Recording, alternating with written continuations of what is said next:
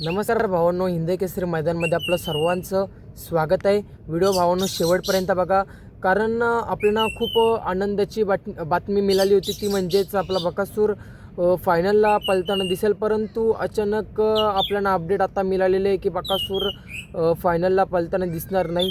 तर याचं कारण काय संपूर्ण व्हिडिओच्या माध्यमातून सांगणारे, व्हिडिओ शेवटपर्यंत बघा। आणि जर तुम्ही आपल्या चॅनलला नवीन असाल तर चॅनलला सबस्क्राईब करून या व्हिडिओला लाईक करायला विसरू नका।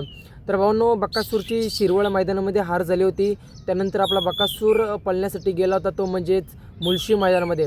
आणि मुळशी मैदानामध्ये आपला बकासूर गटपास देखील झाला होता, सेमीपास देखील झाला होता आणि सेमीचा निकाल आपल्या बकासूरला दिला देखील होता। आपण व्हिडिओ देखील टाकली होती। परंतु भावांनो, अचानक आता अपडेट मिळालेले की बकासूर आपला फायनलला पळताना दिसणार नाही।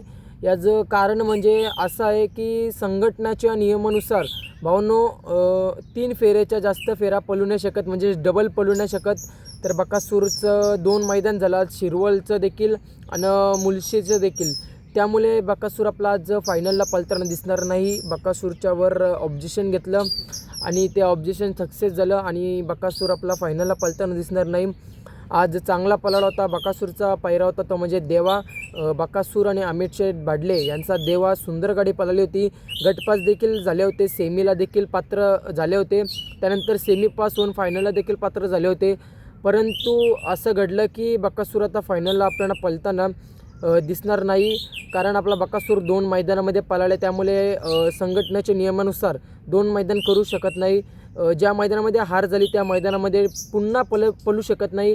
ते दुसरं मैदान असलं तरी चालेल, परंतु त्या मैदानामध्ये पुन्हा आपल्याला पळता येणार नाही, असं नियम आहे। त्यामुळे बकासूर आपला फायनलला पळताना दिसणार नाही आहे। भावांनो, सर्वांना अपडेट घेऊन आलेले तुमच्यासाठी। तर भावांनो, नक्कीच चॅनलला नवीन असाल तर चॅनलला सबस्क्राईब करायला विसरू नका। बकासूर आपला फायनलला पळताना दिसणार नाही, कधी पळेल लवकरच अपडेट घेऊन येत आहे। धन्यवाद भावांनो।